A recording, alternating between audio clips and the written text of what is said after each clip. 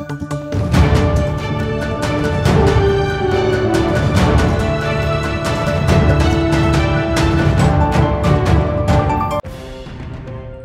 मी साक्षी Panchal news अनकटच्या prime time मध्ये तुम्हा सर्वांचं स्वागत करते।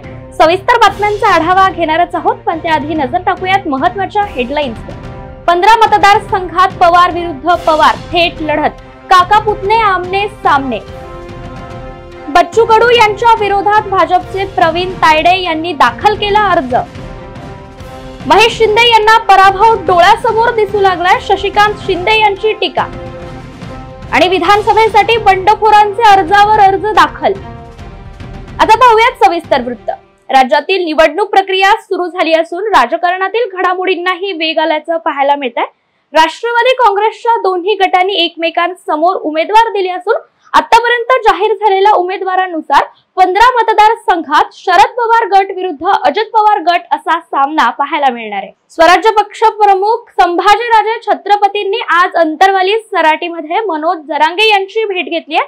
छत्रपती संभाजीराजे आणि मनोज जरांगे यांच्यात चर्चा झाल्याने राजकीय वर्तुळात राजे यांनी घेतलेल्या मनोज जरांगे यांच्या भेटीला मोठं महत्त्व प्राप्त झालंय। अमरावती जिल्ह्यातील अचलपूर विधानसभा मतदारसंघात आमदार बच्चू कडू यांच्या विरोधात भाजपचे प्रवीण तायडे यांनी आपला उमेदवारी अर्ज दाखल केलाय।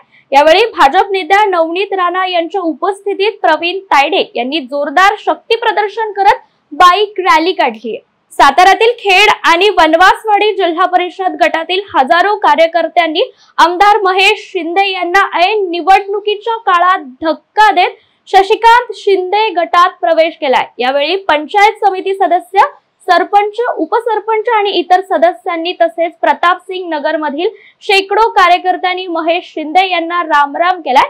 महेश शिंदे यांना पराभव डोळ्यासमोर दिसू लागल्याची टीका आमदार शशिकांत शिंदे यांनी केली आहे। त्यांनी असं स्टेटमेंट दिलं की कदाचित त्यांच्या बहिणींच्यावर गाडीवर हल्ला होऊ शकतो। शशिकांत शिंदे आहे, आम्ही महिला भगिनीवर कधी अशा प्रकारचं करत नाही, पण त्यामध्ये मला संशय असा येतो की कदाचित सिंपती मिळवण्यासाठी किंवा काही राजकारण आता निवडणूक हातातून जाते म्हटल्यानंतर कदाचित तेच अशा प्रकारचा षडयंत्र करू शकतात का। मी पोलिसांना सांगितले की त्यांना झेड सुरक्षा द्यावी आणि जर त्यांना वाटत असेल तर त्यांना सुरक्षित करावं।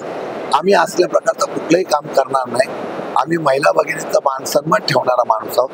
हा, कोणी जर तशा प्रकारचे काही लोक आमच्या कार्यकर्त्यांना दाबण्याचा काही प्रमाण करत असतील, त्या लोकांना जसं तसं उत्तर दिलं जाईल असं मी सांगितलेलं। खेड ग्रामपंचायत असेल या पासून आज मोठ्या संख्येने आपल्या पक्षामध्ये प्रवेश झाले किंवा आपल्याकडे लोक आलेले, काही लोक पूर्वी आपल्या पक्षातून त्यांच्याकडे गेलेली होती। भविष्यामध्ये सरकार तुमची येणार आहे, तुम्ही निवडून येणार आहे असं आपण म्हणताय की तिकडे गेलेली लोक परत जर आपल्याकडे आली तर आपण त्यांना स्थान देणार आहोत। जी लोक स्वतःच्या फायद्यासाठी सारखे पक्ष बदलतात त्यांना स्थान नसणार, जे चांगले असतील त्यांना पक्षामध्ये घेतलं जाईल। महायुतीमधून साकोली विधानसभेची उमेदवारी कुणाला मिळणार ही चर्चा आता रंगली असून राष्ट्रवादी काँग्रेसच्या उमेदवाराला आयात करून भाजप ही निवडणूक लढवण्याची चर्चा सुरू आहे। त्यामुळे भाजपच्या स्थानिक पदाधिकाऱ्यांमध्ये प्रचंड आक्रोश बघायला मिळत असून असं झाल्यास भाजप पदाधिकारी सामूहिक राजीनामा देण्याच्या तयारीत आहे। त्यातच पक्षानं आदेश दिल्यास मी साकोलीतून नक्की लढणार असं वक्तव्य भाजपचे विधान परिषद सदस्य परिणय फुके यांनी केलंय। जे पक्ष आदेश करणार, मी भारतीय जनता पार्टीचा एक सच्चा कार्यकर्ता आहे। पक्ष जो आदेश करणार ते मी पालन करणार। मागच्या वेळेसही माझी कोणती तयारी नव्हती, पण तरीही पक्षाने आदेश केला आणि म्हणून मग मी मागच्या वेळेस साकोली विधानसभेमध्ये लढलो। आणि आताही जर पक्षाने आदेश केला तर 5 वर्षाची माझी ताकदीची तयारी आहे। ताकदीच्या लोकांचा माझा संपर्क आहे आणि माझं घर सुद्धा साकोली विधानसभेमध्ये आहे, तर मी निश्चितच लढणार। वेळ झाली आहे बातमीपत्रात छोट्याशा विश्रांतीची, लगेचच परत येऊ। पाहत रहा न्यूज अनकट। ऐतिहासिक वारसा लाभलेला मराठ मुलूक महाराष्ट्र। या महाराष्ट्राला विविध रंगी छटा आहेत। साहित्य, कला, पर्यटन, नृत्य, भाषा, संत परंपरा अशा विविधतेने तो नटलेला आहे। हीच गौरवशाली विविधता जपत सुवरंग मराठी केवळ महाराष्ट्राच्या सांस्कृतिक संहितेपुरते मर्यादित न राहता समकालीन नवकल्पनांवर आधारित कार्यक्रमांद्वारे मराठी मनोरंजन विश्वात स्वतःची एक अनोखी जागा निर्माण करत आहेत. मराठी मनोरंजन क्षेत्रातील उत्तम दिग्दर्शक, लेखक आणि निर्मात्यांच्या प्रतिभेचा पुरेपूर वापर करून मनोरंजनाचा आगळा वेगळा रंग उधळण्यास आम्ही सज्ज आहोत. स्वरंग मराठीचे उद्दिष्ट मराठी मनोरंजन क्षेत्रामध्ये मनोरंजनाची वहिवाट सोडून, रूढीवादी पद्धती तोडून मनोरंजनाचा समृद्ध अनुभव प्रदान करून देण्याचा आहे. म्हणूनच यात विविध पद्धतीचे मनोरंजक आणि माहितीपूर्ण कार्यक्रम स्वरंग मराठीवर बघता येतील. शेवटी एकच, धकाधकीच्या जीवनात धांगडधिंगा करण्यापेक्षा बसूया, हसूया, गाऊया, जगूया. नाती गोती श्रावण मोती गावामधले जीवंत रंग. नाती गोती श्रावण मोती गावामधले जीवंत रंग. चला जोडूया, चला पाहूया, जशी संस्कृती तसा स्वरंग. विश्रांतीनंतर पुन्हा एकदा स्वागत. पाहूयात उर्वरित बातमीपत्र. मागील 15 वर्षापासून तिरोडा गोरेगाव विधानसभा मतदारसंघात राष्ट्रवादीला यश मिळालं नाही, तरी सुद्धा या ठिकाणी शरद पवार गटाकडून गुड्डू बोपचे यांना उमेदवारी देण्यात आल्याने काँग्रेसमध्ये प्रचंड नाराजी आहे. येत्या 28 ऑक्टोबरला काँग्रेसचे बंडखोर उमेदवार पुरुषोत्तम कटरे आणि जितेंद्र कटरे हे नामांकन अर्ज दाखल करणार असून 29 ऑक्टोबरला गुड्डू बोपचे हे नामांकन दाखल करणार आहेत. त्यामुळे तिरोडा गोरेगाव मतदारसंघात बंडखोरी झाल्याचं पाहायला मिळतंय. तिरोडा विधानसभा क्षेत्रामध्ये मागे 20-25 वर्षापासून घडी करता राखीव होता आणि मागील 15 वर्षापासून एकही वेळा घडीचा आमदार तिथून निवडून आलेला नाही. परंतु आता काही वर्षापूर्वी राष्ट्रवादी काँग्रेसची 2 फाट झाली आणि त्यानंतर घडीचे जे लोक आहेत ते भाजपाशी आता टाईप झालेले आहेत. आता तुतारी जी आहे तिवड्यामध्ये नगण्य अवस्थेमध्ये आहे. तुतारीचे काही कार्यकर्ते नाहीत.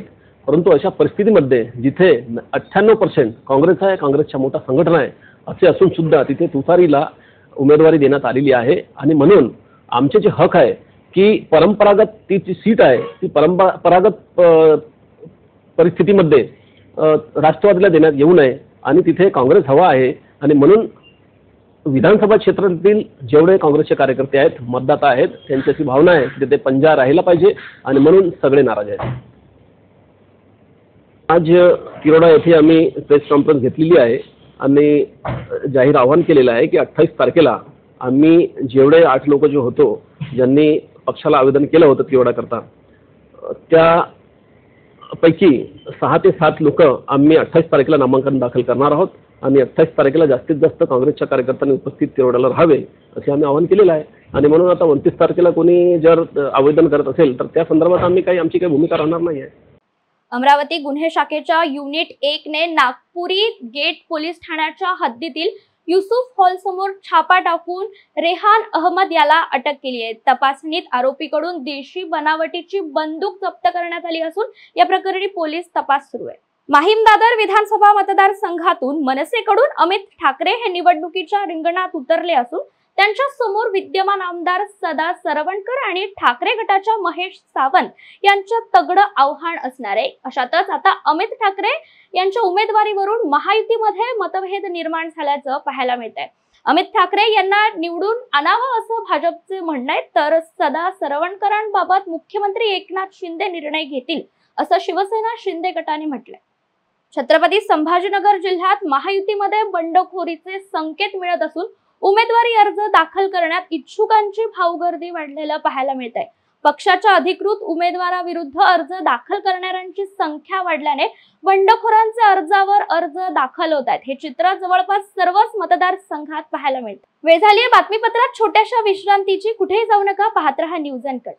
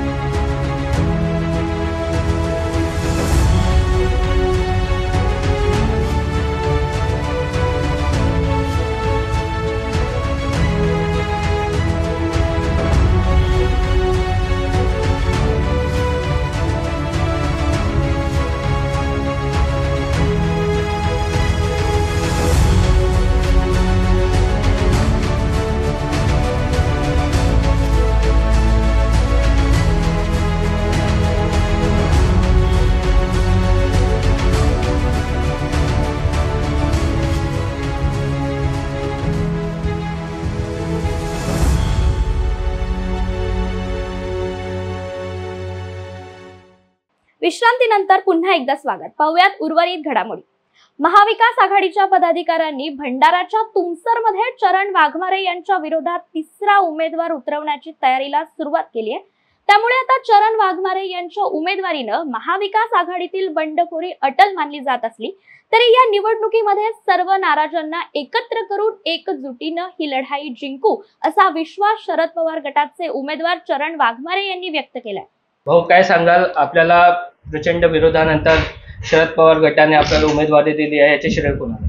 मुळात माझा जनतेमध्ये विरोध नव्हता आणि मला उमेदवारी जनतेच्या सर्वेनुसार माननीय शरद पवार साहेबांनी दिली आहे. त्यामुळे स्थानिक पातळीवर विरोध होता हे म्हणण्यापेक्षा ज्यांनी उमेदवारी मागितली होती त्यांच्यापुरता विरोध होता, जनतेमध्ये विरोध नव्हता. त्यामुळे मी माननीय शरद पवार साहेबांना खूप खूप धन्यवाद देतो, त्यांचे आभार मानतो की त्यांनी म्हणजे खऱ्या अर्थानं लोकशाही पद्धतीने इलेक्टिव्ह मेरिट नुसार सर्वे करून मला उमेदवारी दिली आहे. Nitin कुथे, news uncut, Bhandara. पुणे पंढरपूर महामार्गावर दिवे घाटामध्ये आज सकाळी 8 वाजण्याच्या सुमारास सासवडहून पुण्याच्या दिशेने निघालेला गोकुळ दुधाच्या टँकरने पीएमटी बसला पाठीमागून धडक दिल्याने बसमधील 20 प्रवासी गंभीर जखमी झालेत. दिवे घाटातून जात असताना चालकाचा टँकरवरील ताबा सुटल्याने हा अपघात झाला असून अपघातानंतर टँकर रस्त्यावरच पलटी झाल्याने घाटातील वाहतूक विस्कळीत झालं होतं. कोल्हापुरातील गोकुळ शिरगाव इथं खासगी बसला भीषण आग लागली असून एकाचा जळून मृत्यू झालाय. बेळगावहून मुंबईकडे जाणाऱ्या खासगी बसने पुणे बेंगलोर महामार्गावर अचानक पेट घेतला. बसमधील प्रवासी वेळेत बाहेर पडल्याने बचावले, मात्र आगीत एका प्रवाशाचा मृत्यू झालाय. घटनेची माहिती मिळताच कोल्हापूर महापालिकेच्या अग्निशमन दलाने घटनास्थळी पोहोचत ही आग आटोक्यात आणली. या बातमीसह वेळ झाली आहे प्राईम टाइम मध्ये इथेच थांबायची. पाहत रहा न्यूज अनकट.